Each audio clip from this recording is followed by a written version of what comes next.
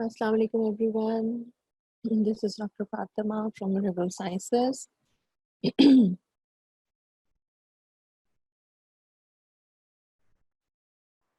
क्या हाल है सबका, कैसे हैं?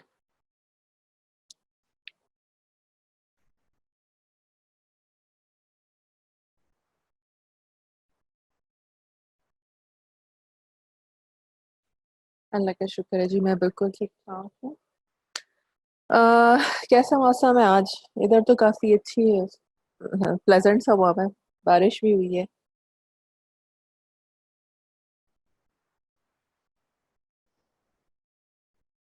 मैं बिल्कुल ठीक हूँ मानू, थैंक यू।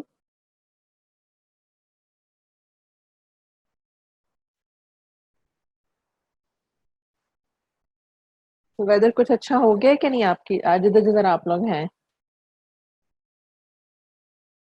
थोड़ा सा प्लेजेंट हो गया है ना, बारिश हुई है और अभी भी बड़ी अच्छी सी हवा चल रही है। ओके, तो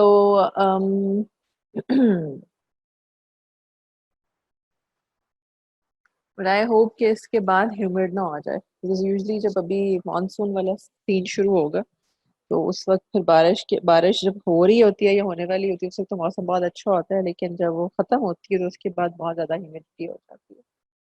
ठीक है, सो आपको मेरी आवाज क्लियर आ रही है? कोई इंटरप्शन तो नहीं है दरम्यान में? अच्छा जी।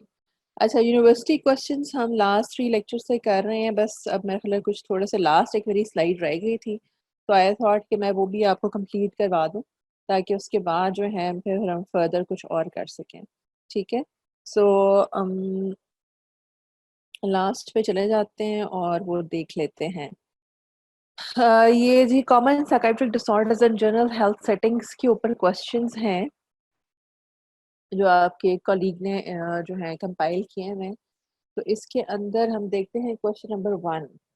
23-year-old female is brought to you with multiple somatic complaints for 2 years, but all her lab reports are consistently normal. There has been no response to systematic treatment from medical specialists. What will be the differential diagnosis and what is the management guidelines? तो उन्होंने आपसे actual diagnosis नहीं पूछा, उन्होंने आपसे पूछा कि इसके डिफरेंशियल्स क्या हो सकते हैं, ठीक है, और इसकी फर्दर जो है वो गाइडलाइंस क्या होंगी मैनेजमेंट की।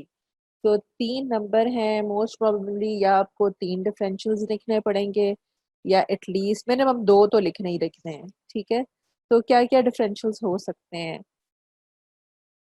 क्या आपके माइंड में क्या आता है? क्योंकि इस तरह के बड़े पेशेंट आते हैं जीबी प्रैक्टिस के अंदर। डिप्रेशन है जी, स्ट्रेस है, अच्छा, और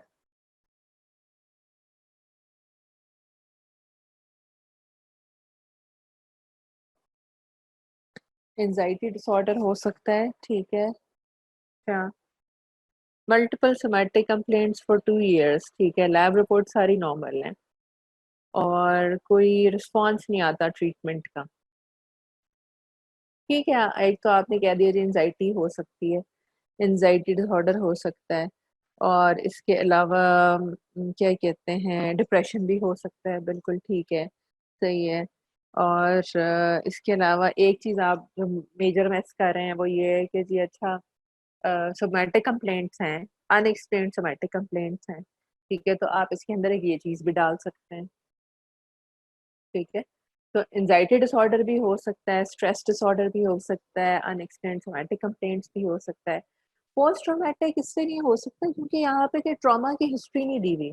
अगर तो आपको कहीं पे ट्रॉमा की हिस्ट्री दी हो उसके अंदर सिनेरियो के अंदर, फिर तो हमारा जाना चाहिए उस तरफ कि जी अच्छा ट्रॉमा की कोई हिस्ट्री आ रही है, फिर आप सोच सकते हैं कि अच्छा पोस्ट ट्रॉमेटिक स्ट्रेस डिसऑर्डर या पोस्ट ट्रॉमेटिक डिसऑर्डर हो सकता है। Psychotic disorder, yes, if there are complaints of hallucinations or delusions, ठीक है, या अजीब स्ट्रेंज बिलीव्स हों, ठीक है, अगर तो इसके साथ ऐसे आ रहे हों तो आप लिख सकते हैं हाँ जी ये साइकोटिक डिसऑर्डर भी हो सकता है। ओसीडी, ओसीडी ओसीडी ओसीडी जो है ना वो कह नहीं सकते, मेरा नहीं ख्याल कि इसमें ओसीडी आ सकता है, ठीक है, क्योंकि सोमैटिक कंप्लेंट्स हैं, ओसीडी के अंदर और बहुत सी चीजें होती हैं। ठीक है, सो आप ओसीडी एज ए डिफरेंशियल इसके अंदर नहीं लिख सकते। अच्छा जी, what is the management guidelines? Management guidelines क्या हो सकती हैं? क्या किस तरह एक जर्नल मैनेजमेंट इसकी क्या करेंगे? अब आपने 3-4 चीज़ें बता दी हैं। और आपने डिप्रेशन बता दिया, आपने एंग्जायटी बता दी है, अनएक्सप्लेन्ड सोमैटिक कंप्लेंट्स बता दी है। तो इसकी क्या जर्नली आप एक तो इन्फॉर्मेशनल केयर प्रोवाइड कर दें। इन्फॉर्मेशनल केयर में क्या कहेंगे क्या ये बताएं? खाली इन्फॉर्मेशन केयर क्या वर्ड लिख देना कि इन्फॉर्मेशनल केयर प्रोवाइड कर दें? Focus on symptoms, focus on managing symptoms, ठीक है ना? Focus on managing symptoms, not on the cause of the symptoms, ठीक है? अगर तो आप कॉज ढूंढते रहेंगे तो कॉज आपको नहीं मिलेगा, क्योंकि कॉज तो मिल ही नहीं रहा ना। आप इतने डॉक्टर्स के पास जा रहे हैं, एक के पास, दूसरे के पास, तीसरे के पास, और आप दिखा रहे हैं जी क्या मसला है, क्यों हो रहा है, क्यों हो रहा है। सो इस पर्टिकुलर केस में आपने उसको ये बताना है कि जी आपने सिम्टम्स को मैनेज करना है, उसके कॉज को छोड़ दें। कॉज को अब ढूंढने की जरूरत नहीं है, क्योंकि कई दफा ऐसे होता है कि इन सिचुएशंस में जो अल्टीमेट ट्रीटमेंट है या अल्टीमेट क्योर पॉसिबल नहीं होता, ठीक है? और सिर्फ आप क्या कह सकते हैं कि आप क्वालिटी ऑफ लाइफ इंप्रूव कर देते हैं अगले की, ठीक है? हाँ, और काउंसलिंग जैसे आप रिलैक्सेशन टेक्निक टूबा ने कहा है, हॉबी अडॉप्ट कर लें, ठीक है? मैनेजिंग टेक्निक्स हैं, सादिया ने मेडिकेशन के बारे में बताया कि कोई मेडिकेशन किस तरह की मेडिकेशन देनी चाहिए, कौन सी मेडिकेशन हम दे सकते हैं, आपका क्या ख्याल है? सिम्प्टोमेटिक उसका ने कहा है। अच्छा, तुबा से उससे कहेंगे कि अगर वो सोशलाइज नहीं तो वो अडॉप्ट करे हॉबी, ठीक है? तुबा का ख्याल है सेडेटिव्स देने चाहिए, एंटी डिप्रेसेंट्स देने चाहिए, एसएसआरआईस देना चाहिए, बेंजोडाइजेपिन्स देने चाहिए, ओके? सो अगेन अब ये जो आप मेडिकेशंस बता रहे हैं ये अकॉर्डिंग टू दी सिम्टम होंगे। अगर आपको लगता है, अगर आपको मतलब आप उसको जब बात कर रहे हैं, उसकी हिस्ट्री ले रहे हैं, तो if you feel the patient has some anxiety और हैज सम स्ट्रेस और हैज सम डिप्रेशन, ठीक है, तो फिर आप उसको कुछ एंटी डिप्रेसेंट दे सकते हैं, ठीक है? या उसको जो कोई क्या कहते हैं, क्या नाम है, इस तरह की चीज दे सकते हैं। लेकिन ज्यादातर इन इन केसेस के अंदर आपने अननेसेसरी मेडिकेशंस नहीं देनी, कि आप ये ना करें कि जी हर हर सिम्टम के लिए कोई दवाई दे दें, ठीक है? ऐसा ना करें। हाँ, ट्राईसाइक्लिक ज्यादातर हमारी कोशिश होती है कि हम एसएसआरआईज दें, क्योंकि एसएसआरआईज के जो हैं वो कम साइड इफेक्ट्स होते हैं as compare to tricyclic. Sedatives cause sleep और आफ्टर फील रिलैक्स। मैंने आपको पहले भी बताया था कि सेडेटिव्स जो हैं वो बहुत शॉर्ट टर्म ड्यूरेशन के लिए होते हैं, ठीक है? और इनको आप लंबे टाइम के लिए नहीं दे सकते। तो कोशिश करें कि बेंजोडाइजेपिन्स जो होती हैं वो बहुत ज़्यादा जो है वो आपने नहीं देनी, ठीक है? और अगर इन केस उसके बाद भी बहुत ज़्यादा लंबे अरसे के बाद भी आपको लगता है कि पेशेंट ठीक नहीं हो रहा और उसकी वो कंप्लेंट्स मुसलसल चल रही हैं, तो फिर अब आप उसको हाँ स्पेशलिस्ट जो है उसके पास भेज सकते हैं, रेफर कर सकते हैं, ठीक है? तो जितने भी कॉमन साइकाट्रिक डिसऑर्डर्स हैं, इनकी जो हेडिंग्स हैं, मेन हेडिंग्स वही हैं, इंफॉर्मेशनल केयर कर लें, काउंसलिंग कर लें, मेडिकेशन दे दें। But you need to understand कि हर एक के अंदर कौन सी स्पेसिफिक इंफॉर्मेशनल केयर देनी है, स्पेसिफिक काउंसलिंग कौन सी करनी है, ठीक है? क्योंकि हर एक का आगे कॉजेटिव फैक्टर, हर एक की प्रेजेंटिंग जो कंप्लेंट्स है वो डिफरेंट है। अच्छा, आगे चलते हैं। A young educated unemployed person came to you with self-inflicted wounds on both arms. He also has a history of suicide. For some time prescribe or a long managing with vaccines take psychotherapy दी जा सकती है, बिल्कुल सही है, ऐसे ही है। अच्छा जी, he also has a history of suicide in family. His family members are worried about him as he is the only son. What are the risk factors to suicide in this person? अच्छा, अब इस person के अंदर suicide के factors क्या हैं? In general नहीं लिखते हैं, इस बच्चे के अंदर देखना है कि क्या क्या है। फैमिली हिस्ट्री ऑफ सुसाइड की, यंग एज है, मेल जेंडर है, अनएम्प्लॉयड है, ठीक है? और एक और चीज है इसके अंदर। Self inflicted wounds on both arms. तो सेल्फ इन्फ्लिक्टेड वुंड्स जो होते हैं वो किस पर्टिकुलर पर्सनालिटी डिसऑर्डर में आपने देखा है कि लोग अपने आप को हार्म करते हैं? बॉर्डरलाइन पर्सनालिटी डिसऑर्डर में, बिल्कुल। तो मोस्ट प्रोबेबली हो सकता है कि उसको कोई या तो कोई पर्सनालिटी डिसऑर्डर भी है, नहीं अगर नहीं भी है तो वो इमोशनली अनस्टेबल टाइप कोई बंदा है। ठीक है, तो ऐसे लोग जो है वो भी एक उनके अंदर भी ये वाला बहुत बड़ा रिस्क फैक्टर होता है कि वो सुसाइड कर सकते हैं। What are the protective factors that play against suicide?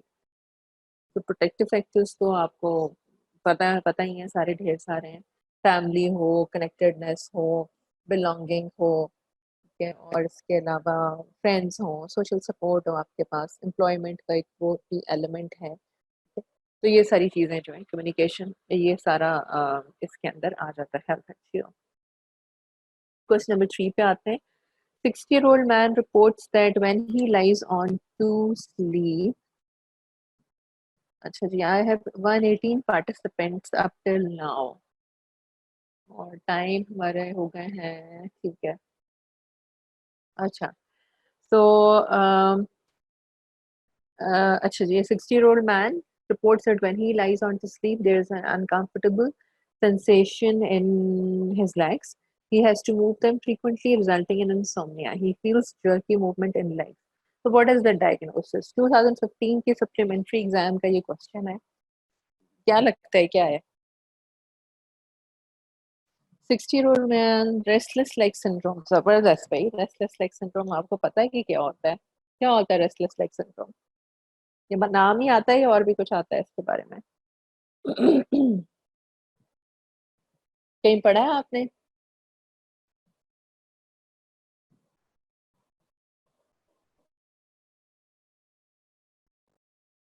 Use certain antidepressants treated, pharma में था। अच्छा, जबरदस्त।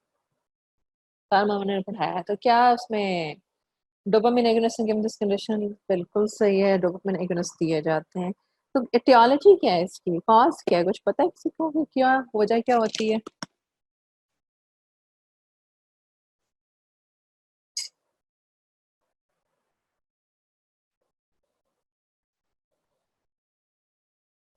तो आपने अगर फार्मा में पढ़ा हुआ है, पेरिफेरल न्यूरोपैथी, अच्छा ठीक है। और इसके अलावा कोई बता सकते हैं क्या कॉज हो सकती है? मेरे साथ तो दो तीन लोग ही बात कर रहे हैं। Anxiety, stress disturbance, sleep cycle, sleep disorders, causes dopamine deficiency, rheumatic conditions, diabetes, etc. बिल्कुल ठीक है। तो बेसिकली अगर आप इसको डिटेल में देखें तो इसकी इटियोलॉजी वैसे इडियोपैथिक है, ठीक है। पता नहीं है, लोग ज़्यादा नहीं इसके बारे में मतलब पता है कि इसकी इटियोलॉजी है क्या। जेनेटिक हो सकती है, और इसके अलावा जो क्रॉनिक डिजीज हैं, जैसे अभी माम ने कहा है कि जी डायबिटीज़ है, या आपकी यूरेमिक डोपामिन डेफिशिएंसी है, एनीमिया है, आयरन डेफिशिएंसी है, किडनी फेलियर है, पेरिफेरल न्यूरोपैथी है, ठीक है। तो ये सारी जो क्रॉनिक डिजीजेस हैं इनके अंदर रेस्टलेस नाइट सिंड्रोम हो, सीकेडी बिल्कुल सही है। इसमें जो है वो ये सारी चीज़ें जो हैं इनके अंदर रेस्टलेस लाइक सिंड्रोम हो सकता है, ठीक है। और बेसिकली ये एक अनकंफर्टेबल सी सेंसेशन होती है लेग्स में, ठीक है, जो यूजुअली सिटिंग और लाइंग पोस्चर में होती है, और इवनिंग और नाइट में ज़्यादा होती है, ठीक है। और वो जो अनकंफर्टेबल सेंसेशन है उसको आप actually you want to get rid of that sensation, and that's why you feel an uncontrollable urge to move your legs, ठीक है। So to get rid of that uncomfortable sensation, ठीक है। तो वो जब आप फिर लेग्स को मूव करते हैं हर वक्त बार बार मूव कर रहे होंगे, ठीक है, ताकि अब वो सेंसेशन से जान छूट जाए, ठीक है, तो वो फिर अब उसको हम नाम देते हैं कि restless leg, because you keep on moving your legs, ठीक है। ओके, सो दवाइयाँ जो आपने बता दी हैं कि डोपामिन एगोनिस्ट दिए जा सकते हैं, ठीक है, ये बिल्कुल ठीक है। स्लीप डिसऑर्डर या जो लाइफस्टाइल आपका अगर लैक ऑफ स्लीप है, या स्लीप डिसऑर्डर लाइक एपनिया, उसके अंदर भी ये हो सकता है। प्रेगनेंसी के अंदर भी इवन जो है हो सकती है, ये रेस्टलेस लेग सिंड्रोम हो सकता है। अच्छा, अब कौन सी चीजें हैं जो आप कर सकते हैं इसके अंदर? इसका एंटी साइकोटिक्स जो है, इसको कई एंटी साइकोटिक्स इसको वर्स कर देते हैं, So there are a few medications that can make it worse. For example, some antidepressants, some antipsychotics, and some even anti-nauseatic medicines. ये कुछ ऐसी दवाइयाँ हैं कि जो इसको worse कर देती हैं, ठीक है? So जो इसका treatment है, जो कहा जाता है कि इसके treatment में इसका कोई again जैसा कि इसकी etiology इतनी specific नहीं है, तो इस तरह treatment भी इसका इतना specific नहीं है। जो विदाउट ट्रीटमेंट विदाउट ड्रग्स आप ट्रीटमेंट करते हैं, यानी कि कह लें कि जी नॉन फार्माकोलॉजिकल टाइप ट्रीटमेंट है, उसके अंदर आप लेग मसाज कर सकते हैं, आप हॉट बाथ ले सकते हैं, या हीटिंग पैड या आइस पैक्स आप यूज कर सकते हैं लेग्स पे लोकली, ठीक है। जबकि अगर आप ड्रग्स देना चाहते हैं या ट्रीटमेंट वगैरह मेडिकेशंस देना चाहते हैं, तो मेडिकेशंस में आप यस आप जो डोपामिन एगोनिस्ट हैं वो दिए जा सकते हैं, ठीक है। और बेंजोडाइजेपीन्स भी दिए जा सकते हैं, बिल्कुल ठीक है, क्योंकि सारी बात है, अब नींद का मसला है, उसको नींद नहीं आती, और अगर उसको कोई पेन है तो आप नॉर्कोटिक पेन रिलीवर्स भी दे सकते हैं, ठीक है। तो ये बात याद रखिएगा कि antidepressant, antipsychotics and some of the anti nauseating medications can make it worse. तो आपने इसके ये नहीं लिखना है कि ये दे दें, वो उसको वर्स कर देगा। Yes we can give them benzodiazepines, बिल्कुल हुज़ैफा ने भी कहा है कि जी बेंजोडाइजेपीन्स दे सकते हैं, और वहाँ भी यही कह रही हैं, और बाकी डोपामिन एगोनिस्ट आप दे सकते हैं। वो कहते हैं कि जी डोपामिन जो है वो कई मसल कॉन्ट्रैक्शन के अंदर इन्वॉल्व होती है, तो मोस्ट प्रोबेबली जो न्यूरोलॉजिस्ट हैं वो ये कहते हैं कि डोपामिनर्जिक जो ड्रग्स हैं वो दिए जा सकते हैं इसके अंदर। एंटी सीजर्स के बारे में मैं कुछ ज़्यादा कह नहीं सकती कि एंटी सीजर्स दे सकते हैं कि ये, but I can check it, ठीक है। मैंने पढ़ा था कि शायद दिए जा सकते हैं, but I am not sure. ठीक है जी, अच्छा अब आगे चलें। नेम ट्रीटमेंट ऑप्शंस उन्होंने कहा जी, डायग्नोसिस क्या है, एटियोलॉजी भी हमने डायग्नोसिस बता दिया, रेस्टलेस लाइक, एटियोलॉजी जो है हमने कह दिया है कि इसकी नॉन स्पेसिफिक है, जेनेटिक है, इडियोपैथिक है, और ट्रीटमेंट ऑप्शंस आपने बता दिए कि अगर आप विदाउट ड्रग मेडिकेशन ट्रीटमेंट क्या देते हैं, लाइक मसाज कर सकते हैं, हॉट बाथ्स कर सकते हैं, हीटिंग पैड्स दे सकते हैं, आइस पैक्स यूज कर सकते हैं, एंड विद मेडिकेशन आप डोपामीन एगोनिस्ट दे सकते हैं, बेंजोडाइजेपीन दे सकते हैं, नॉर्कोटिक पेन किलर्स दे सकते हैं, but you need to avoid antipsychotics, antidepressants and anti nauseatic medications. Acha ji. Question number 4. 65-year-old man tells his doctor that his family members want to poison him. He hears voices that tell him to shift his house. Family members report that he lost his way to home. He claims seeing insects. So, what is the diagnosis? How to examine him clinically and name the treatment options? Schizophrenia, spellings are always difficult to remember. Schizophrenia, psychosis.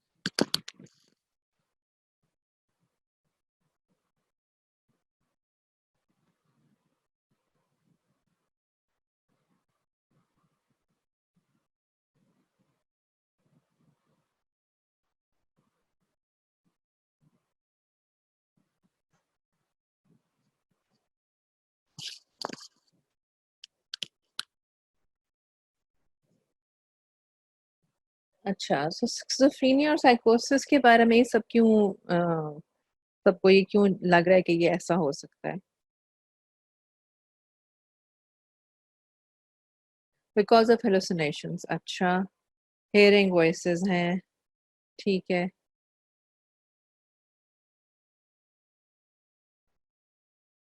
Poison, poison का यानी कि paranoid है ना।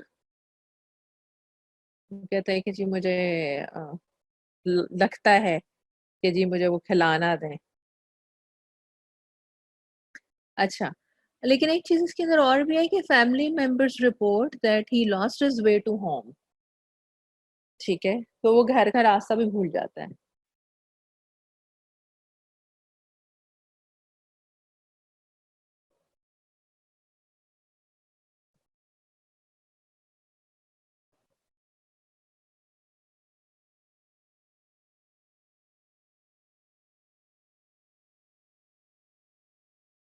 इसके बारे में फिर क्या कहते हैं कि कुछ मेमोरी इश्यूज भी हैं, डिमेंशिया भी है इसको?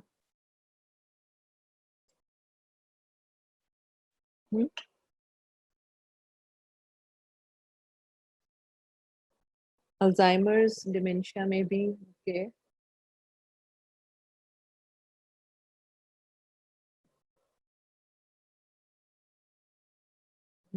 तो अब आप ये क्वेश्चन लेट से आपको आ गया है, तो इसका क्या आंसर आप क्या लिखेंगे? अजीब सा क्वेश्चन है वैसे तो, ठीक है, थोड़ा सा ट्रिकी सा है। तो क्या आंसर इसका आपके ख्याल में? अलग अलग मुझे बताते जाएं। Kainat maybe what? Maybe dementia. अच्छा, अनीका का ख्याल है कि जी schizophrenia, so Anika will write an answer on the basis of schizophrenia. Sadia भी स्किज़ोफ्रीनिया में है, Kainat is with dementia. Shazmeen is going with schizophrenia. Kainat, Alzheimer's. Okay, Kainat is going with Alzheimer's. Maham is going with delusional disorder with psychosis. Okay.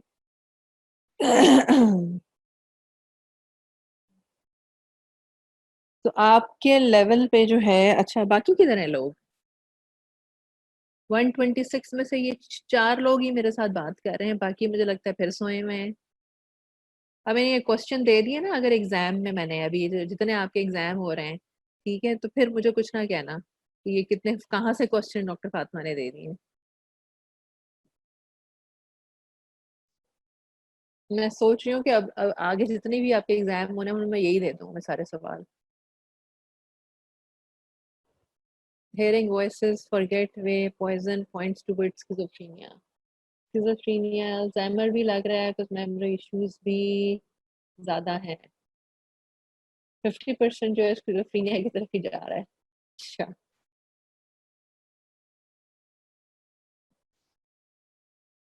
ठीक। अच्छा, अब ऐसे है कि ये वाकई एक डिफिकल्ट क्वेश्चन है, ठीक है, आपके लेवल के लिए ये काफी डिफिकल्ट है। और अगर इसको मतलब एक जर्नल में व्यू दूं तो ये ठीक है, आपने जितना पढ़ा हुआ है अभी तक तो आपको ये स्किज़ोफ्रेनिया ही लगना चाहिए मोस्ट प्रोबेबली, क्योंकि इसके अंदर आपको पैरानोया नजर आ रहा है, ठीक है, आपको हेलुसिनेशंस नजर आ रही हैं, ठीक है, along with seeing some insects and dementia, ठीक है, कुछ डिमेंशिया की भी चीजें नजर आ रही हैं, ठीक है। तो कह सकते हैं स्किज़ोफ्रेनिया आपके लेवल पे, लेकिन एक जो चीज इसके अंदर हमें फिटन होती हुई नजर आती है वो आती है कि most probably the patient has is undergoing or has developed delirium, ठीक है, which is superimposed on dementia, ठीक है। सो डिमेंशिया उसको पहले था, ठीक है, डिमेंशिया के बाद उसको सुपर इम्पोज डिलीरियम हुआ है, स्किज़ोफ्रेनिया, ओके। तो क्या कहते हैं, क्योंकि डिलीरियम के अंदर अगर आपको याद हो तो डिलीरियम के जो सिम्टम्स हैं वो भी कुछ ऐसे ही होते हैं, ठीक है, उसके अंदर भी हेलुसिनेट बंदा करता है, उसके अंदर भी डिमेंशिया होता है, उसके अंदर भी ये सारी चीजें हो रही होती हैं, ठीक है। तो एक्चुअली अगर आप मुझसे पूछें या शायद किसी सीनियर साइकाइट्रिस्ट से पूछें या किसी और से पूछें तो they might have a different answer, ठीक है, कि इसके अंदर ये चीजें आएंगी, तो it's most probably it's delirium which is super imposed on dementia, क्योंकि डिमेंटेड पेशेंट्स जो होते हैं, जो ऑलरेडी ओल्ड हैं, जिन्हें डिमेंशिया है, उनके अंदर डिलीरियम होने का चांसेस बहुत ज्यादा होता है। और डिलीरियम के अंदर ये सारी सिचुएशंस आती हैं कि डिलीरियम में पैरानोया भी होता है, डिलीरियम में हेलुसिनेशंस भी होती हैं, डिलीरियम में बाकी और चीजें भी हो रही होती हैं ढेर सारी, ठीक है, एज ग्रुप भी ऐसा है, ठीक है, तो ये एक चीज हो सकती है। So how to examine him clinically, जारी बात है, आपको आप देखेंगे कि उसकी जनरल फिजिकल एग्जामिनेशन कर लेंगे, उसकी मिनी मेंटल स्टेट एग्जामिनेशन कर लेंगे, ठीक है, इस तरह की सारी चीजें आपको करनी पड़ेंगी इसके अंदर। और इसके जो क्या कहते हैं, कुछ और साइकोटिक सिम्टम्स के लिए और भी कुछ चीजें देखनी पड़ेंगी, ठीक है। अच्छा, उसके बाद फिर आप ये कर सकते हैं इसके अंदर कि जो है मेडिकेशन ट्रीटमेंट ऑप्शंस जो हैं, तो ट्रीटमेंट ऑप्शंस में आप क्या कर सकते हैं कि आप जिस तरह हमने कहा था कि जी डिलीरियम के अगर आप माइंड में रखें तो डिलीरियम के जो ट्रीटमेंट के अंदर आप सबसे पहले तो ये देखते हैं कि जी कोई कोमोर्बिडिटीज तो नहीं है उसको, ठीक है, पहले तो आपने उनको देखना है, ठीक है, कि डिलीरियम की वजह क्या हुई है, कोई अभी उसकी मेडिकेशंस में तो नहीं कोई चेंज आया, ठीक है। उसके बाद क्योंकि उसे पता नहीं चल रहा कि मैं किधर हूँ और किधर नहीं हूँ, ठीक है, तो फ्रीक्वेंट यूज ऑफ कैलेंडर्स और वॉल क्लॉक्स, और उसके अलावा उसको जो है आपने वो लोग ज्यादा मिले उससे कि जो जिनको वो पहचान सके, बजाय ये कि दूसरे इधर उधर के लोग जो है फेमिलियर लोग जो है वो मिलने चाहिए, ठीक है। और इंफॉर्मेशनल केयर आपने देनी है जो है what's the right answer diagnosis. Actually, the right answer is delirium superimposed on dementia. Exact diagnosis this is this. ठीक है, ये स्किज़ोफ्रीनिया आपके लेवल पे इस तरह से नहीं है, और ये स्किज़ोफ्रीनिया के लिए इतनी वो है नहीं है। क्या नाम है?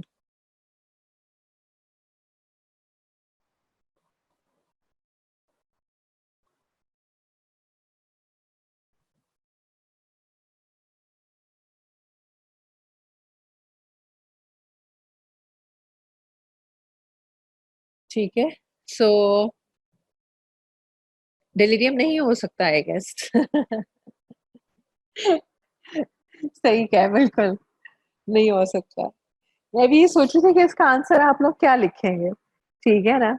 ये मतलब ये क्वेश्चन बहुत ट्रिकी सा क्वेश्चन है, आपके लेवल के लिए क्वेश्चन है नहीं। सो जिन्होंने भी ये क्वेश्चन बनाया है उन्होंने पता नहीं शायद ये देखा नहीं है कि वो थर्ड ईयर के स्टूडेंट्स के लिए क्वेश्चन बना रहे हैं, और उनकी अपनी शायद मेंटल स्टेट को बड़ी अजीबोगरीब सी थी, क्योंकि आपके लेवल का ये क्वेश्चन है नहीं, ठीक है। डिलीरियम में हेलुसिनेशंस होती हैं, बिल्कुल होती हैं, ठीक है। अच्छा, आगे चलते हैं जी। लास्ट क्वेश्चन है, as life becomes more and more stressful, society is becoming more and more prevalent in Pakistan, what are the factors that we consider protective against society? ये आपको आता है protective factors जो है सोसाइटी के, ठीक है। सो ये तो हमने कंप्लीट कर लिए हैं क्वेश्चंस आपके। जो डिफरेंस डिफरेंस भी बता दें स्किज़ोफ्रेनिया एंड डिलीरियम। देखिए डिलीरियम जो है उसके मल्टीपल कॉजेज हैं, ठीक है। डिलीरियम यंग लोगों में भी हो सकता है, ठीक है। डिलीरियम यूजुअली उसके जो कॉजेज हैं वो अभी हम एक डिटेल में पढ़ते हैं, ठीक है। उससे आपको पता चल जाएगा कि डिलीरियम और स्किज़ोफ्रेनिया में क्या डिफरेंस है मेनली, ठीक है। सो मैं अब एक और आपके आपके साथ शेयर करती हूँ अपनी क्या नाम है, इधर क्या है भाई। अच्छा,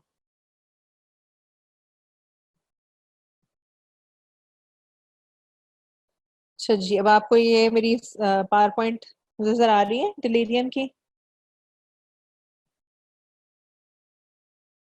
ओके, सो आज हम डिलीरियम और अनएक्सप्लेन्ड सोमैटिक कंप्लेंट्स जो है दोबारा से रिवाइज करते हैं, ठीक है, ताकि आपको आइडिया हो जाए। तो डिलीरियम है क्या?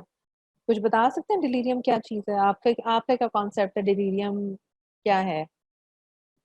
पढ़ा तो आपने हुआ है, इसका टेस्ट भी दे दिया हुआ है। कंफ्यूशनल स्टेट है, बिल्कुल acute confusional state.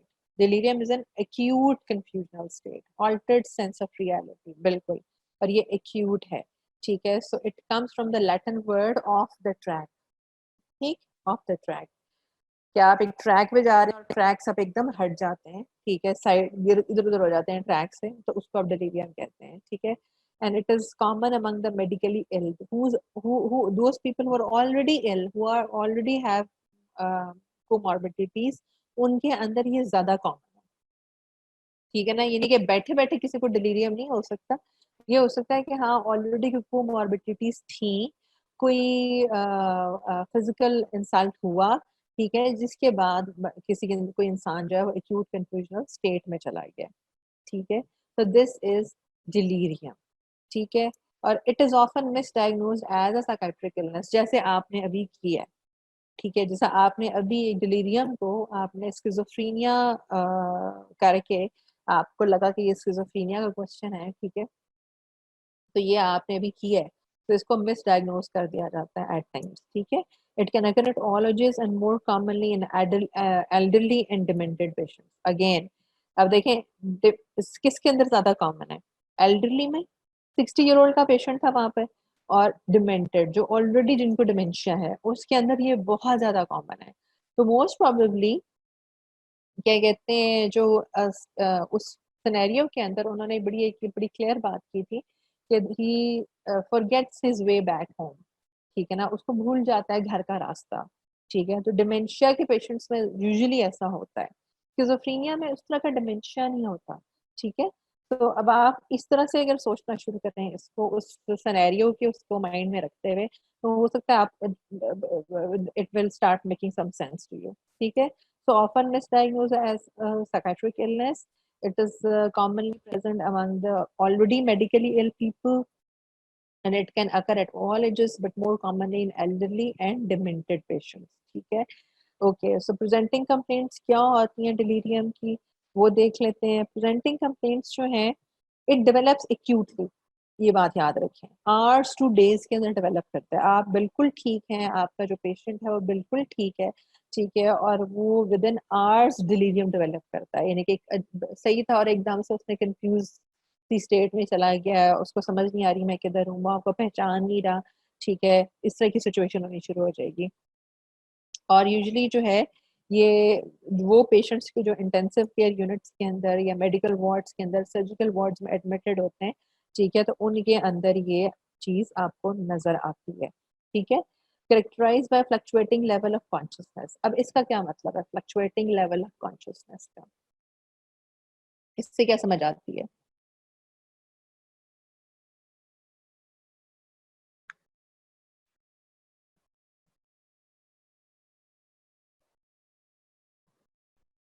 Sometimes they're aware of reality and awake and sometimes not. Exactly.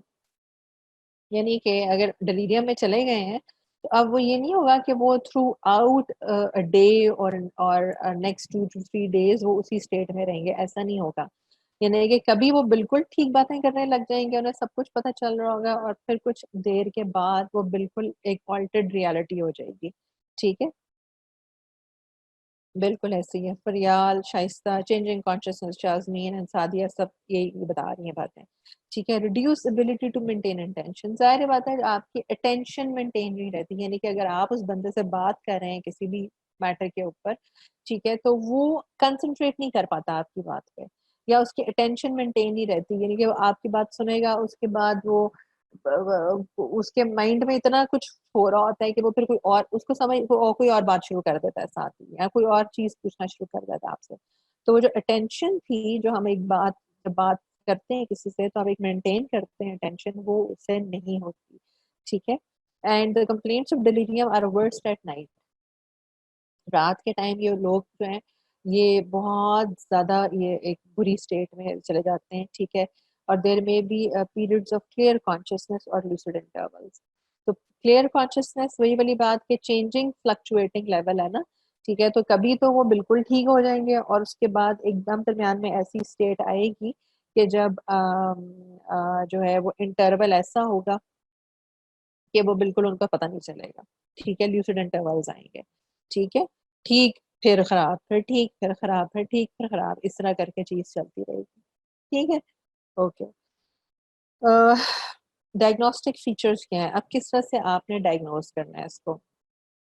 तो जो डिलीरियम का वर्ड है, DELRIUM, ठीक है, इस वर्ड के अंदर ही इसका डायग्नोसिस है, ठीक है। तो अगर आपने डायग्नोस्टिक फीचर्स याद करने हैं तो आप डिलीरियम का निमोनिक बना लें, ठीक है। D stand for disorganise thinking. Disorganise thinking, attention कभी एक बात पे है, फिर दूसरी टॉपिक पे है, फिर तीसरी टॉपिक पे है, ठीक है, फिर चौथा टॉपिक पे है। तो थिंकिंग बड़ी डिसऑर्गेनाइज सी थिंकिंग है, ठीक है। E stand for emotional disturbance. Emotional disturbance क्या है, एंजाइटी भी है, एंगर भी है, फियर भी है, डिप्रेशन भी है, यानी कि जब वो एक्टिव है, ठीक है, तो वो एक इरिटेबिलिटी की स्टेट में एंगर शो करेगा, ठीक है, एंजाइटी शो करेगा, और या फिर जब वो बहुत दूसरी स्टेट में जाएगा तो डिप्रेशन शो करेगा, ठीक है। L L stands for language impairment. Language impairment का मतलब ये है कि वो जब बात करता है तो आपको समझ नहीं आती कि वो बोल क्या रहा है, आप समझ नहीं पाते क्योंकि अजीब सी लैंग्वेज उसके दरमियान में टूटी फूटी हो जाती है। और क्योंकि और जो आप अटेंशन भी नहीं मेंटेन कर पा रहा, थिंकिंग भी डिसऑर्गेनाइज्ड है, तो वो जब बात भी करता है तो वो कोई अगले बंदा जो है उसका उसका कोई मीनिंग नहीं निकाल पाता कि ये क्या रहा है, ठीक है। I stand for illusion, delusion and hallucinations. अब ये तीनों चीजें इसके अंदर होती हैं। अब आपने कहा जो डिल्यूजन है, हेलुसिनेशन है, तो स्किज़ोफ्रेनिया हो जाएगा। ठीक है, हालाँकि इल्यूजन या डिल्यूजन और हेलुसिनेशंस बहुत से डिसऑर्डर्स में होते हैं, ये बात याद रखें, खाली स्किज़ोफ्रेनिया में नहीं होते। ठीक है, इस वजह से आप उसको मिसडायग्नोज करते जा रहे हैं साइकियाट्रिक कंडीशंस के साथ। ठीक, अच्छा। Reversal, R stands for reversal of sleep awake cycle. Reversal of sleep wake cycle, normally sleep wake cycle क्या होता है कि रात को सोना है और दिन में आपने जागना है। ठीक है, लेकिन इसके अंदर रिवर्स हो जाता है काम। दिन के टाइम ये ड्राउजी रहेंगे, सोए रहेंगे, और नाइट टाइम पे ये हाइपर एक्टिव हो जाएंगे। इसलिए हमने कहा था कि जी रात के टाइम ज्यादा इनकी कंडीशन वर्स हो जाती है, because they are more hyperactive at night. I again, DELIRI. I stands for irritability, agitation, restlessness, or hyperactivity, reduced alertness, reduced speech. So अब ये दो एक्सट्रीम्स हैं। इधर तो वो बहुत हाइपर एक्टिव होगा, और जब हाइपर एक्टिव होगा तो फिर इरिटेबल भी होगा, एजिटेटेड भी होगा, रेस्टलेस भी होगा, गुस्से में भी आएगा, चीखेगा चिल्लाएगा भी, ठीक है, मतलब इस तरह करके। और अगर इस ये नहीं है तो इसके टोटल ऑपोजिट वो क्या होगा, हाइपो एक्टिविटी में, मीनिंग कि बिल्कुल अपने आप को छोड़ छाड़ के इंसान बस बैठा रहे, लेटा रहे, बोल भी नहीं रहा, अलर्टनेस भी कम है, अटेंशन भी मेंटेन नहीं हो रही। ठीक है, तो यानी कि एक बिल्कुल हाइपो एक्टिव स्टेट में आ रहे हैं। ठीक है, तो ये दोनों चीजें हो सकती हैं, इरिटेबिलिटी या हाइपो एक्टिवनेस। ठीक है, RIU, you stands for unaware और डिसोरिएंटेड। ठीक है, टाइम प्लेस एंड पर्सन पे वो डिसोरिएंटेड होता है। जब वो एक पीरियड आता है अनकॉन्शियस का या ड्राउजीनेस का, तो वो ना उसको टाइम का पता चलता है कि अभी टाइम क्या है, ना उसको ये पता चलता है मैं हूँ क्या, और ना उसको ये पता चलता है कि इर्द गिर्द मेरे लोग बैठे हैं कौन है, उनको भी नहीं पहचानता, जिसकी वजह से घर वाले परेशान हो जाते हैं कि उसको हो क्या गया है। मतलब ये तो दिमागी तौर पर बिल्कुल फारिग हो गया है कि हमें भी नहीं पहचान रहा। ठीक है, सो ही और शी इज अनअवेयर और disoriented. And M stand for memory deficit. Memory deficit, ठीक है। सो अगेन उस पर्टिकुलर सिनेरियो में मेमोरी डेफिसिट भी आ रहा था, और हमने कहा है कि एक तो मेमोरी डेफिसिट वैसे ही डिलीरियम में भी हो जाता है, और इसके अलावा जो डिमेंशिया वाले पेशेंट्स होते हैं उनके अंदर भी डिलीरियम कॉमनली होता है। तो मेमोरी डेफिसिट इटसेल्फ डिलीरियम के अंदर भी होता है, ये बात भी याद रखें। ठीक है, तो अब डायग्नोस्टिक फीचर्स पढ़ने के बाद सलमान आपको कुछ समझ आई है कि क्या डिफरेंस है स्किज़ोफ्रेनिया और डिलीरियम में? मेरे Salman.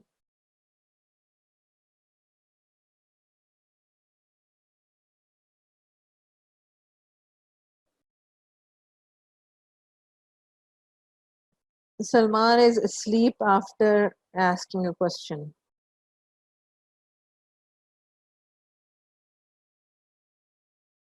Maybe net disconnected.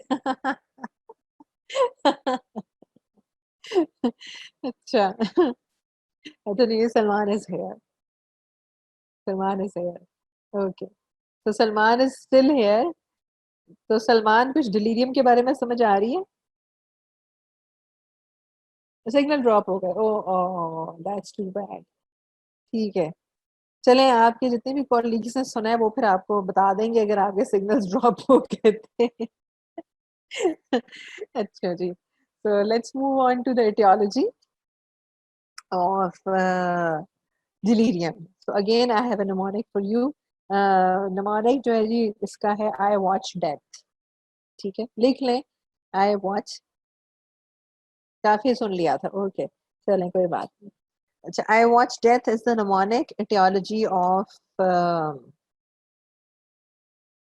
delirium। ठीक है, so I stands for infections, any kind of infection. Body में आपको कोई भी इन्फेक्शन हो जाती है, आप डिलीरियम में जा सकते हैं। निमोनिया हो गया, यूटीआई हो गया, टाइफाइड हो गया, और भी इस तरह का मसला हो गया। ठीक है, कोई भी इन्फेक्शन हो जाए बॉडी की, किसी 60 ईयर ओल्ड या 80 year old, 70 year old, old patient, dementia वाले पेशेंट, या कोई ऐसा पेशेंट जो जिसकी कोई सर्जरी हुई है, ठीक है, जो ऑलरेडी हॉस्पिटल में किसी वजह से एडमिट है। ठीक है, तो जिसको कोई मसले मसाइल हैं और उनको इन्फेक्शन हो गई हैं, ठीक है, they are more prone to develop delirium। ये बात याद रखिएगा। हमने कहा था कि it is more commonly present in elderly patients, but there is no exception, it can occur at any age. तो यंग लोगों के अंदर भी डिलीरियम हो सकता है, ठीक है, ये एक्सेप्शन, ये वो नहीं है कि जी उनमें हो ही नहीं सकता, ऐसा कुछ नहीं है। Okay, watch. अब वॉच में क्या क्या आता है? वॉच में आता है withdrawal. Withdrawal of what? Withdrawal of alcohol. Alcohol अगर आप पीते हैं उसका विड्रॉल, आपने उसको छोड़ दिया तो उसके विड्रॉल में, नॉर्कोटिक्स के विड्रॉल में और एंजियोलिटिक्स के विड्रॉल में डिलीरियम में बंदा जा सकता है,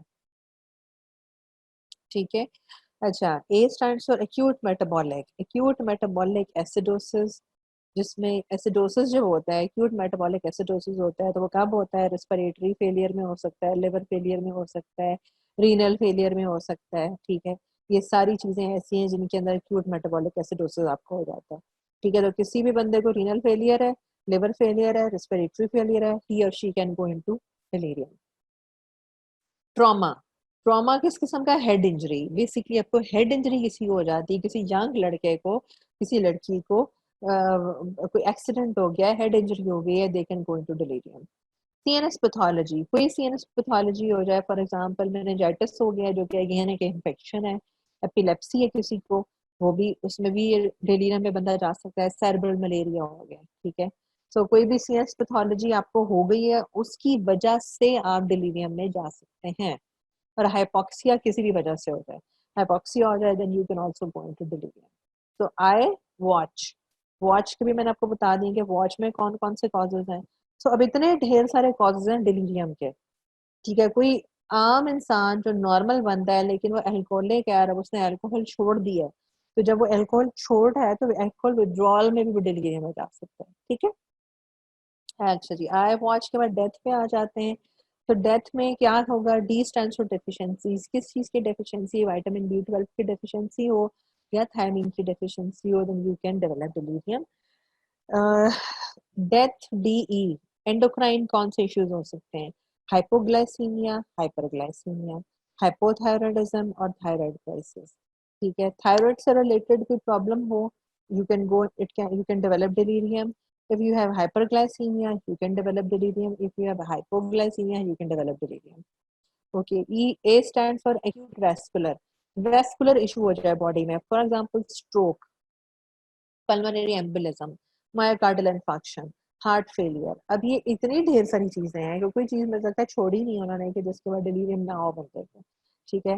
टॉक्सिन्स कौन कौन से या ड्रग्स कौन कौन से आप लें जिनसे डिलीरियम हो सकता है?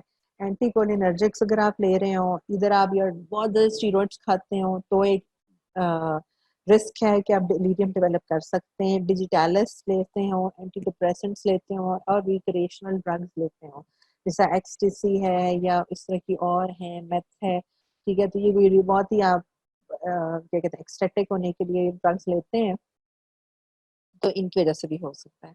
और हैवी मेटल पॉइजनिंग जो है, हैवी मेटल पॉइजनिंग जो है वो भी डिलीरियम कॉज कर सकती है, ठीक है। तो ये ढेर सारे कॉजेज हैं डिलीरियम के, कोई एक नहीं है, अच्छे खासे हैं। आई वॉच डेथ का जो है ये निमोनिक, आपको याद रखने के लिए काफी है कि इसके कितने कॉजेज हैं, ठीक है। अभी तक क्लियर है डिलीरियम?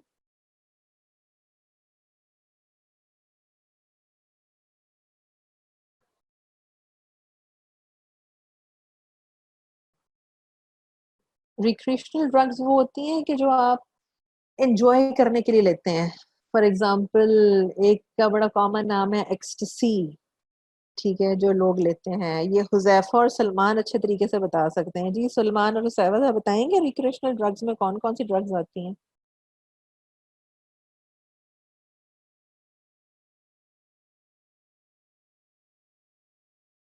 ये हमें एनलाइटन करें।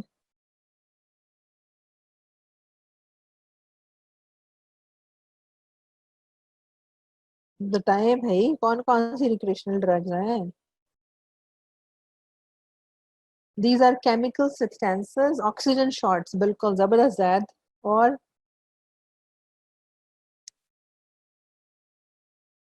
marijuana, एलएसडी, ठीक है।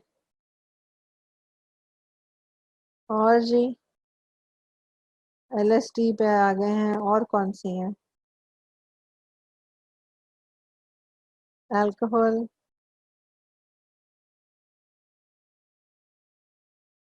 एम्फेटामीन, टोबैको,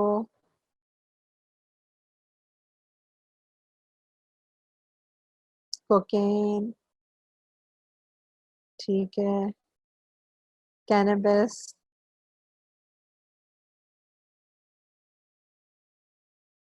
आइस, जबरदस्त, morphine, crystal meth, coffee, coffee. अच्छा, कॉफी से रिक्रिएशनल ड्रग, ठीक है, सही है। कैफीन तो है ना उसमें भी।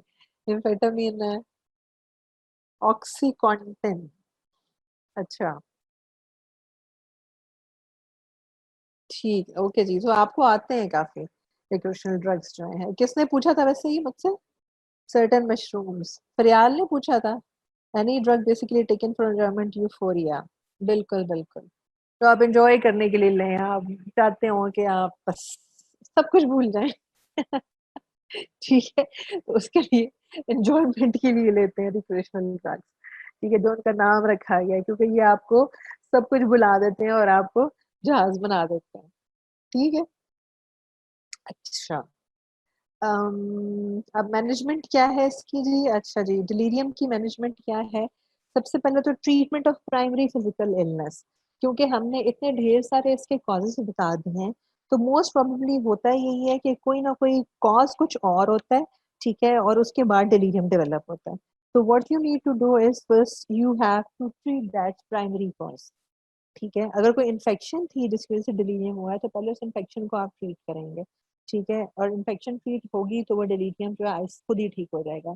या अगर लेट्स से कोई विड्रॉल का इशू है, कोई अल्कोहल विड्रॉल था या कोई और इस तरह की चीज थी, तो आप विड्रॉल के सिम्टम्स को अगर कंट्रोल करेंगे तो डिलीरियम की स्टेज जो है वो ठीक हो जाएगी। ठीक है, और इस तरह करके जो जो आपको पता लगता है कि भाई इसका बेसिक कॉज इसका ये है, तो पहले आपने उसको ट्रीट करना है, उसके बाद सब ठीक हो जाएगा। अच्छा, उसके बाद आपने इंफॉर्मेशनल केयर। अब होता है क्या है कि जब बंदा बिल्कुल ठीक था या एडमिटेड था और उसको मतलब एटलीस्ट दिमागी तौर पर कोई प्रॉब्लम नहीं था और एकदम से उसने इस तरह की हरकतें करनी शुरू कर दी हैं, तो क्या होता है कि जो घर वाले होते हैं वो एकदम घबरा जाते हैं, परेशान हो जाएंगे कि ये इसको क्या हो गया, ये इस तरह क्यों एक्ट कर रहा है। ठीक है, तो ऐसा क्यों हो रहा है।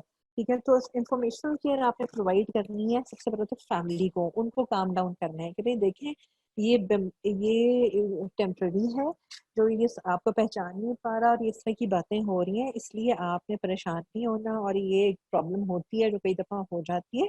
सो ही और शी विल गेट बेटर, ताकि वो जो है फर्स्ट पेशेंट की फैमिली भी ना क्रिएट करे। ठीक है, उसके बाद आप ये कर सकते हैं, क्योंकि ऑब्वियसली पेशेंट कई दफ़ा बहुत हाइपर एक्टिव होता है, इरिटेबल होता है। ठीक है, और वो अपने आप को हार्म कर सकता है इस सिचुएशन के अंदर। तो वो जब डिलीरियम की एक्चुअली स्टेट में है, तो इसलिए कोशिश करें कि उसके इर्द गिर्द ऐसी कोई चीज़ ना हो कि जो वो यूज़ कर सकते हैं अपने आप को इंजर करने के लिए। फॉर एग्जाम्पल, अगर पास कोई खाने पीने की चीज़ों में कोई छुरी पड़ी है, ठीक है, तो वो हटा लें वहां से। कोई और ग्लास पड़ा है, कोई इस तरह की चीज पड़ी है कि जिससे आपको डर है या आपको लग सकता है कि वो अपने आप को हार्म कर लेगा, तो वो जो है उन चीजों को आप रिमूव कर दें। ठीक है, उसके बाद क्योंकि पेशेंट इस वक्त एक अनकॉन्शियस तो नहीं कह सकते, लेकिन ऑल्टर्ड मेंटल स्टेट में होता है और पहचानता नहीं है, इवन अपने घर वालों को, अपने डॉक्टर को, अपने स्टाफ नर्सेस को भी पहचान नहीं रहा होता। ठीक है, तो कोशिश ये करनी है, और कि जो अनफेमिलियर लोग हैं, जैसा हमारे यहाँ एक बहुत ज्यादा इंपॉर्टेंट चीज है कि जी हर बंदा मिलने आ रहा है हॉस्पिटल, ठीक है, तो कोशिश करें कि कम से कम लोगों को पेशेंट के सामने लेके जाएं। ठीक है, और सिर्फ फैमिली मेंबर्स जो हैं, इमीडिएट फैमिली मेंबर्स, यानी कि उसकी वाइफ है, उसके बच्चे हैं, या जो घर के लोग हैं, बस वो ही उसके आसपास रहें, ताकि उसे परेशानी ना हो कभी कोई ऐसा बंदा आ जाए जिसको वो ना पहचान रहा हो, क्योंकि पेशेंट के लिए भी ये काफी स्ट्रेसफुल होता है, क्योंकि उसको समझ नहीं आ रही होती कि मेरे साथ ऐसा क्यों हो रहा है, मैं क्यों नहीं पहचान पा रहा कि ये कौन है बंदा। और अगले लोग आके कहते हैं आपने हमें पहचाना नहीं, आपने हमें पहचाना नहीं। तो इस तरह से पेशेंट जो है और स्ट्रेस में जाता है। ठीक है, तो सिर्फ और सिर्फ फेमिलियर लोग जो है उनको पेशेंट के आसपास रहना चाहिए इस टाइम पीरियड के अंदर। ठीक है, उसके बाद उसको फ्रीक्वेंट आप रिमाइंडर्स साथ साथ देते जाते हैं कि जी ये टाइम हो गया है, तो ये देखो ये घड़ी लगी हुई है, आज ये डेट है, बातों बातों के अंदर आप उसको फ्रीक्वेंट रिमाइंडर्स देते रहें कि भाई ये टाइम है, ये आज डेट है, ये हम हॉस्पिटल में हैं और आपको ये हुआ था तो हम इस वजह से एडमिट हुए हैं, ये इस तरह करके। ठीक है, और हर दफ़ा आपने पेशेंट को कोशिश करनी है कि जो उसके घर वाले भी हैं, जो उसके इर्द-गिर्द हैं, अगर वो उनको भी नहीं पहचान रहा तो वो लोग जो हैं वो हर दफ़ा जब उससे बात करें तो वो अपना इंट्रोडक्शन करा दें, कि जी मैं आपका बेटा हूँ या मेरा नाम ये है या वाइफ़ है तो वो अपना इंट्रोडक्शन करा दें, डॉक्टर है तो वो अपना इंट्रोडक्शन आके कराए, ठीक है? नर्स भी कोशिश करें कि 1-2 ही हों जो फ़ैमिलियर रहें उसके साथ और वो भी अपना इंट्रोडक्शन कराती रहें कि भई मैं कौन हूँ और मैं आपको ये आपकी मेडिकेशन देने आई हूँ, इस तरह करके ताकि पेशेंट जो है वो बिल्कुल ही आउट ऑफ कंट्रोल ना हो जाए। ठीक है? सो ये बड़ी इम्पोर्टेंट चीज़ है कि आपने इन्फॉर्मेशन केयर प्रोवाइड की है। एक तो फैमिली को क्योंकि पेशेंट को आप तो इन्फॉर्मेशन केयर अभी प्रोवाइड कर नहीं पा रहे सही तरीके से, सेकंड फैमिली को और काउंसलिंग आपने की है पेशेंट की और फैमिली की। ठीक है? नाउ मेडिकेशंस कौन-सी दी जा सकती हैं? अब आपने सेडेटिव्स नहीं देने हैं उसको, सेडेटिव्स बिल्कुल नहीं देने हैं, ठीक है? ना ही आपने कोई हिप्नोटिक मेडिकेशंस देनी है हिप्नोसिस वाली, ठीक है? क्योंकि वो तो ऑलरेडी एक अल्टर्ड मेंटल स्टेट में है, तो आप अगर सेडेटिव दे देंगी तो वो बिल्कुल ही सो जाएगा, ठीक है? आपने सिर्फ़ और सिर्फ़ उसकी एजिटेशन, उसकी इरिटेबिलिटी, उसकी हाइपर एक्टिवनेस को कंट्रोल करने के लिए आप उसको थोड़ा-सा एंटी साइकोटिक मेडिकेशन दे सकते हैं, सेरेनिस कोई भी मतलब जो है लोपेराडोल के सेरेनेस के नाम से आती है वो आप उसको दे सकते हैं, ठीक है? और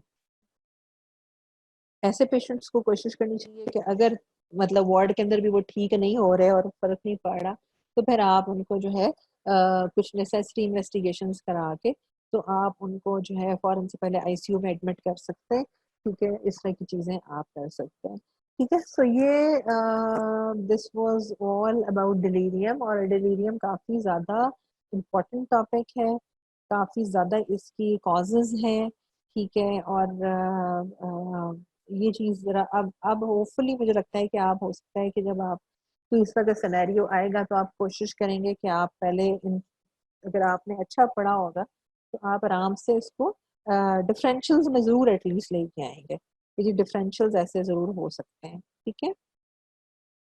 अच्छा, so how much time do we have left? Insects again insects जो है वो भी यही था ना कि वो उसको हैलुसिनेट कर रहा था। So we have 7 minutes okay. अब आगे चलते हैं। अच्छा जी, क्लिनिकल केस एक देख लेते हैं इसका। Mister E is a 71 year old gentleman with history of asthma, benign prostatic hypertrophy, BPH कहते हैं जी बिनाइन प्रोस्टेटिक हाइपरट्रोफी को, प्रोस्टेट की जो हाइपरट्रोफी है and hypertension, admitted to medicine ward 3 days ago, ठीक है? With bilateral lower extremity cellulitis. So already an old age man, lots of comorbids, admitted in hospital 3 days ago with bilateral lower extremity cellulitis.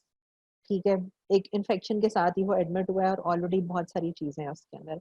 At the time of admission he was cooperative and oriented, ठीक था, but over the past 24 hours has become occasionally confused, agitated, uncooperative and somnolent. He appears to be talking to someone is in his room when no one is there. So when you speak to him, he is difficult to arouse and he falls asleep several times. आप उससे बात करने की कोशिश करते हैं तो वो बस अजीब ड्राउजी सी स्टेट में है और वो बात करते करते सो जाता है. He struggles to maintain the focus on questions but is unable to perform the mental state exam. He believes he is in Karachi and you are his cousin. यानी कि उसका ख्याल है कि वो कराची के अंदर है और आप जो हैं जो आप डॉक्टर हैं जो उससे बात कर रहे हैं आप उसके कज़न हैं, ठीक है? तो अब आप मुझे ये बताएं कि इस पूरे सिनेरियो में कौन-कौन सी चीज़ आपको डिलीरियम की तरफ लेके जाती है? पॉइंट आउट करते जाएं. Hallucinations, okay. Age of the patient, confused state, talking to someone, hallucinating, cousin is a doctor, पहचान नहीं पा रहा ना, मेमोरी के प्रॉब्लम आ रहे हैं, इन्फेक्शन है, एक्यूट ऑनसेट भी है, लैक ऑफ स्लीप भी है और डे टाइम स्लीपीनेस है, डिजीज है, टॉकिंग टू समवन, एजिटेटेड है, बिल्कुल, अनएबल टू फोकस, बिल्कुल सही, sleep during talking, lack of attention, exactly, unable to focus on issues, drowsy। और आपने देखा है कि वो जब एडमिट हुआ तो वो बिल्कुल ठीक था, कोऑपरेटिव था, ओरिएंटेड था, लेकिन पास्ट 24 आवर्स के अंदर अंदर एकदम से वो कंफ्यूज स्टेट में चला गया। ठीक है, तो अब ये जो है चीज हमने कहा ना, इसका एक्यूट ऑनसेट है, within he start getting confused, sudden disorientation and confusion आ गई है उसके अंदर। तो ये बड़ा क्लासिक सा एक सिनेरियो है जिसके अंदर मैंने कोशिश की है कि ढेर सारी चीजें डाल दें ताकि आप जो है इसको पिक कर सकें। ये डिलीरियम का केस है। ठीक है, अच्छा जी, अब आगे चलते हैं। Next, unexplained somatic complaints. ठीक है, सो स्टार्ट कर लेते हैं। अनएक्सप्लेन्ड सोमैटिक कंप्लेंट्स जो है वो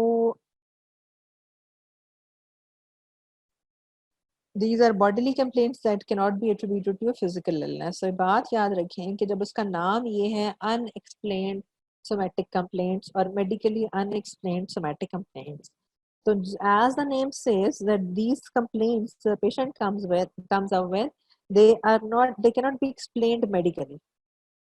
ठीक है, delirium develop sudden gain lucid interval sometime conscious, बिल्कुल सही है। ठीक है, सो ये वो कंप्लेंट्स हैं जिनको आप मेडिकली और पैथोलॉजिकली आप एक्सप्लेन ही नहीं कर पाते कि ये क्यों हो रही है उसको। ठीक है, आपने सारे टेस्ट भी करवा लिए कोई अपने डाउट्स क्लियर करने के लिए, लेकिन उसके कोई रिजल्ट्स नहीं आते, तो इसलिए आप उनको किसी फिजिकल इलनेस के साथ एट्रीब्यूट या एसोसिएट नहीं कर सकते। ठीक है, और एंड प्रोसेस इसका क्या होता है, सोमाटाइजेशन उसको कहते हैं। ठीक, तो हो क्या रहा है बेसिकली, ये जब हम ऐसी कंप्लेंट्स आ रही हैं और एक्चुअल फिजिकल कंप्लेंट्स है, ये नहीं है कि आप उसका कोई वहम है या उसका कोई ऐसे है कि उसको पता ही नहीं चल रहा है, ऐसा कुछ नहीं है। There are actual complaints, physical complaints, पेट दर्द की कंप्लेंट है, बैक की कंप्लेंट है, शोल्डर एक की कंप्लेंट है, ठीक है, और कोई चेस्ट पेन की कंप्लेंट है। So there are complaints, physical complaints, but you are unable to get any cause. ठीक है, तो होता क्या है कि ये बेसिकली साइकोलॉजिकल डिस्ट्रेस है जो in the form of insomnia, somatic, in the form of somatic complaint सामने आती है। ठीक है, साइकोलॉजिकल डिस्ट्रेस है। अब साइकोलॉजिकल डिस्ट्रेस नजर तो नहीं आती, या आती है किसी को, किसी के माइंड के अंदर जाके तो नहीं आप देख सकते कि कोई डिस्ट्रेस्ड है। कोई या तो आपसे बात करेगा तो ही पता चलेगा ना कि मुझे उसको साइकोलॉजिकल डिस्ट्रेस है। Yes, you can tell that someone is stressed from body language. Yes, that's true. True. But that's that's not a very क्या कहते हैं आप, लेकिन हर एक के साथ नहीं है ना ये, तो कुछ कुछ लोग ही किसी का स्ट्रेस इस तरह से पता चला सकते हैं ना। हर बंदा तो नहीं इतना इमोशनल इंटेलिजेंट होता कि वो किसी की बॉडी लैंग्वेज से जो है वो बता दे कि जी अच्छा ये बंदा स्ट्रेस्ड है। एंड इवन आप, ठीक है, अगर आप ये भी बता देते हैं कि ये स्ट्रेस है, आपको ये नहीं पता कि किस लेवल का स्ट्रेस है। ठीक है, पर आप ये भी नहीं बता सकते कि उसकी स्ट्रेस की सिवेरिटी क्या है, ये नहीं आप बता सकते। So at times people express and communicate their psychological distress in the form of somatic symptoms। अच्छा, अब जब डॉक्टर के पास जाएंगे तो वो किसी सोमैटिक कंप्लेंट की वजह से जाएंगे। ठीक है, वो ये नहीं बताएंगे कि मुझे ये डिस्ट्रेस है, मुझे ये टेंशन है या मेरा ये प्रॉब्लम है। ठीक है, वो ये नहीं बताएंगे, वो बताएंगे कि जी मुझे चेस्ट पेन होती है, ठीक है, मेरी हार्ट बीट तेज हो जाती है, मुझे पैल्पिटेशंस होनी शुरू हो जाती हैं, मुझे ब्रेथलेसनेस होती है।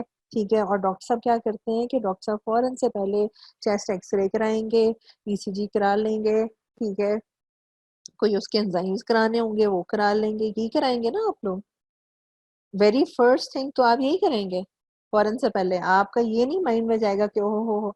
हाँ, जब उसके बाद आप सारे टेस्ट करा लेंगे और सारे नॉर्मल आएंगे तो पेशेंट कहेगा कि डॉक्टर साहब मुझे तो ये प्रॉब्लम्स अभी भी चल रहे हैं, मेरे तो नहीं ठीक हो रहे प्रॉब्लम्स।